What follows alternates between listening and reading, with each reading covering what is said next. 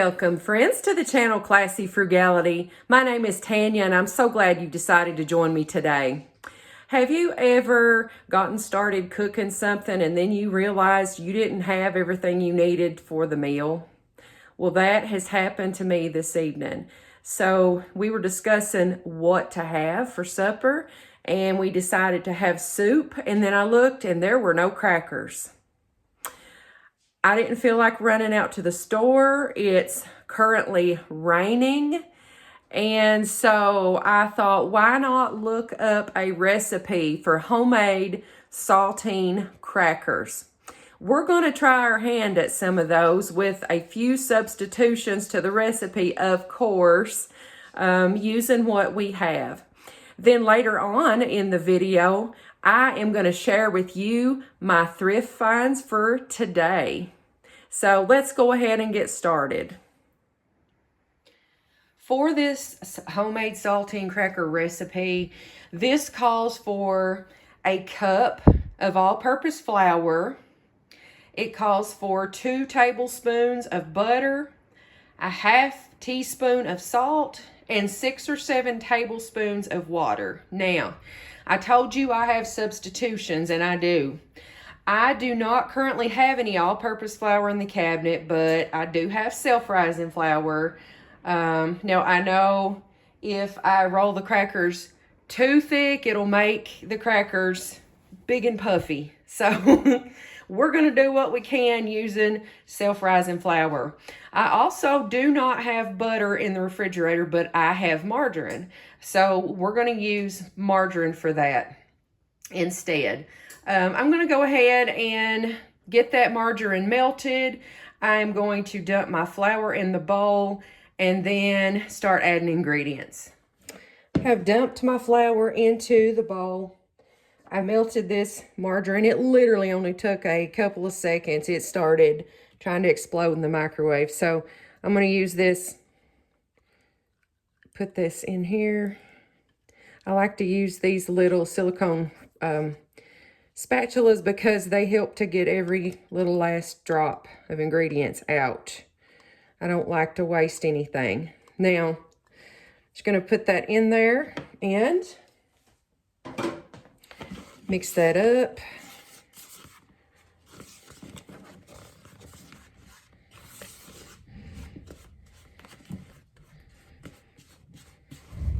Try to incorporate that as well as I can without over mixing.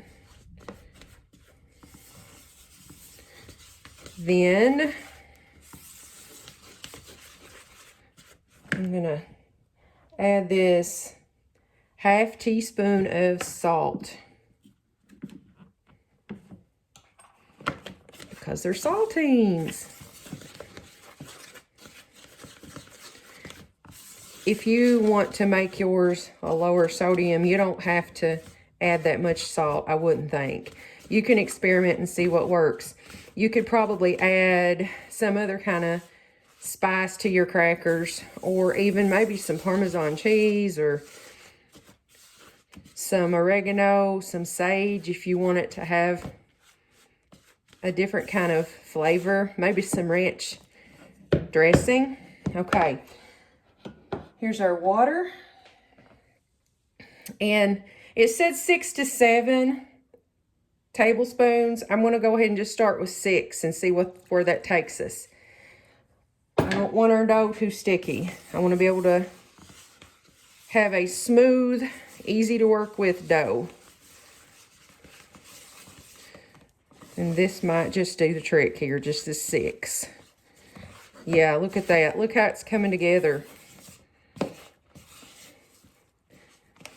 Oh, that's perfect. That's perfect. 7 tablespoons, and this would have made it much too watery, I'm afraid. Much too hard to work with. Okay. So there's still a little bit of sticky on there. See that on the side of the bowl there? I might actually, I'm going to just sprinkle a little bit of flour on there just to make that come loose.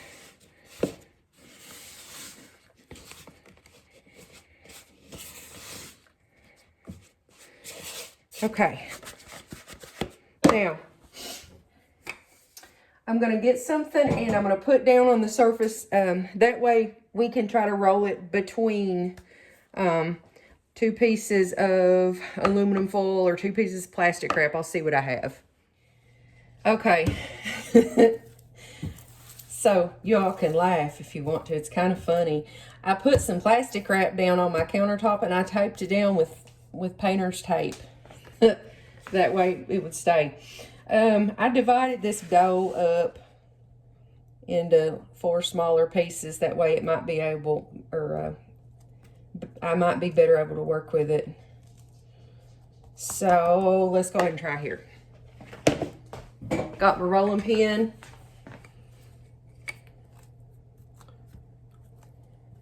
You know, it still feels a little bit sticky there.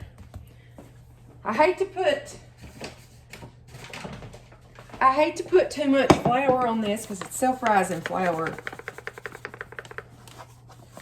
But I'm gonna go ahead because it won't do us any good either if the crackers stick. So let's just do what we can here. All right. Woo. Come on. Sticking your rolling pin.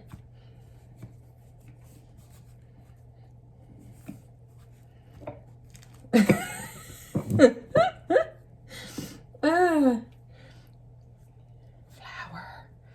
I might do better doing this in some of these areas because that is sticking. I'll get it here in a minute. Y'all have trouble with your pie crusts and your dough and stuff when you're trying to roll stuff out? Sometimes I do too, obviously. Okay. Let's try this again. I'm dropping flour in the floor. But what fun would it be if this wasn't a mess? What fun would it be? This might turn out to be a bomb, you know, to bomb out. But we'll see. I'm gonna try cutting some of them though. Now, just try cutting them into squares. See, I'm using this pizza cutter. These ain't gonna be perfect. These ain't gonna be Zesta Keebler elves. I just noticed the whole corner of my bag of flour is trying to blow out. I have to watch that. All right, some of them square. So I'm going to try to very gently pick these up. Look. This thing right here is one of the handiest things ever. I've had this thing for so many years.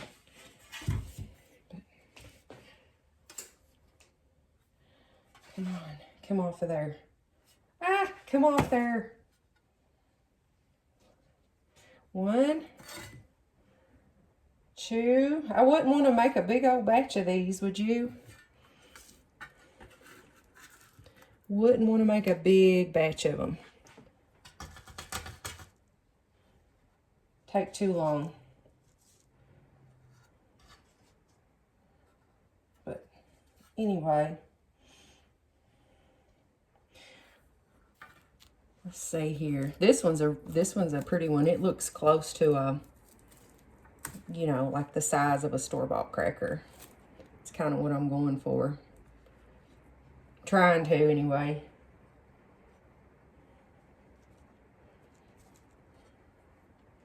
And I'm going to poke some little holes in them. Try to make them look pretty.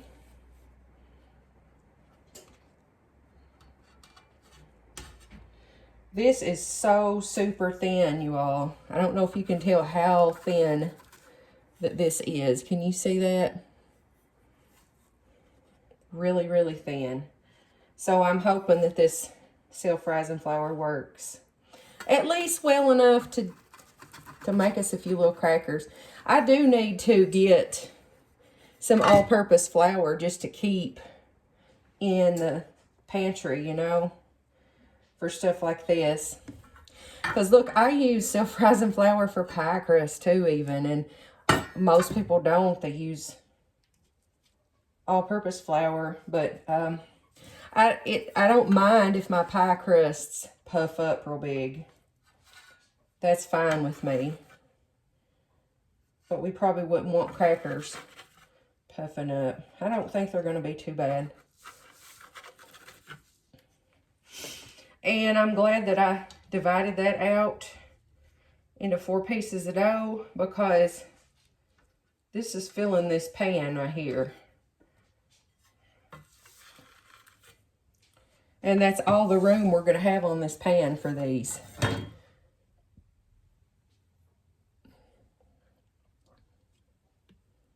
Oops. Now, I feel like I dropped one. Oh, it was this piece. Oops. They're so delicate. I'm going to get a fork now. We'll see if we can poke some holes in them.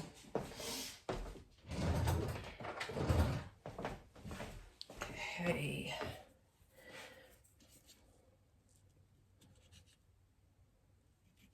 Maybe the holes will help keep them from, you know, puffing up so big.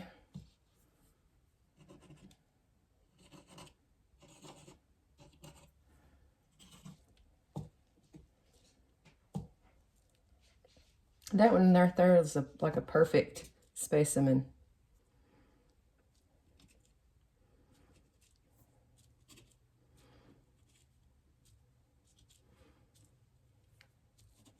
Just doing the best I can, going along.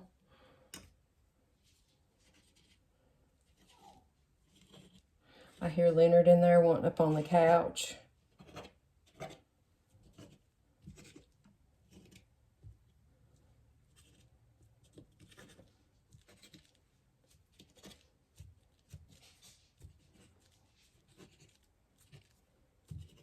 About got him. I think the next ones I'm going to try to make more of an effort to make sure the dough is like a good square piece, so I don't have all these weird shaped ones. Now, they all have holes in them. I have my oven preheated to 400 degrees. We're going to stick these in here. The recipe says 15 minutes. Well, our homemade saltine crackers are done, and you can see the difference. This was the first batch, second, and this was the third over here. So I have determined that 15 minutes is much too long. These, you can see some of them turned out a little bit dark in the first batch. There were probably about 2 minutes left on this batch. These were baked in the pan with the holes in it. The second batch, I did these for about 9 minutes, and these were done, some of them are a little thicker than others. These were done in a long pan without holes. This third batch was done about 9 minutes in the pan with the holes. So I think they improved a little bit each time. They're pretty good, if I must say so myself. So if you try this, just monitor them really closely. And the self-rising flour did not, it didn't do too bad. I'm really pleased overall with this. I tried some of these. They taste good. Prentice tried some. They taste good. Some out of the third batch, he said they taste like store-bought. So I guess that was a compliment. So I'll leave the recipe down in the description box if you want to give them a try for yourself. Like I said earlier, those would probably be good with some kind of seasoning on them. seasoning of your choice. You could experiment and try some different things. It'd be really good with some savory seasonings, and it would be good to go with your Thanksgiving or your Christmas cheese balls or dips that you make. All right, so I went to the thrift store today, and I was pleased with some of the things that I got. Got a whole big bag of stuff, and it cost me, I think, $5.82 or something like that, 83 cents. I just wanted to show you. So I found a good sized basket. This basket would actually be good to put a nice cloth in there, or a cloth napkin, something like that, to put the crackers in, to put maybe a cheese ball or a bowl of dip in the middle right here and put these crackers around it. This was only 50 cents. I'll give that a good cleaning, and I will use that. Also got, look at this, how cute. Brand new. I got 2 sets of these, and these will be for my gift closet. Little espresso mugs, aren't they cute? These were only $1 each. So that's a really good addition. And these have stickers on the back that say $5. So wherever these came from originally, these sets, this would have been a $10 value. And I got both sets for $2, $1 piece. Also found a nice little cut glass. I believe this is a creamer pitcher, but I thought this would be a perfect size for a little gravy boat. I have another gravy boat, but sometimes I just have a little bit of gravy, and I thought this would be a perfect little pitcher for that. It's sort of like that Star of David pattern, if you can see that up close. Nothing valuable, but I thought it was really cute. I think that was 50 cents as well. Then I just got a little decorative plate, and it says Currier and Ives Summer on it. I just got it just because I liked it. I'll just add that somewhere into my decor, and I think it's so cute. I do think it's maybe kind of old. It has a sticker on the back that says Made in Japan. So it's got a horse and a buggy and a house. Just a really cute little item. Just something that made me happy. Also got a couple of dresses. I got a LuLaRoe long gray skirt. This is hard to see on video. Just a basic gray skirt. It's sort of a polyester material, so this will do really well in the washer and the dryer, machine washable. And finally, I got a denim dress. And this will go good even in the winter time with one of my soft cardigans.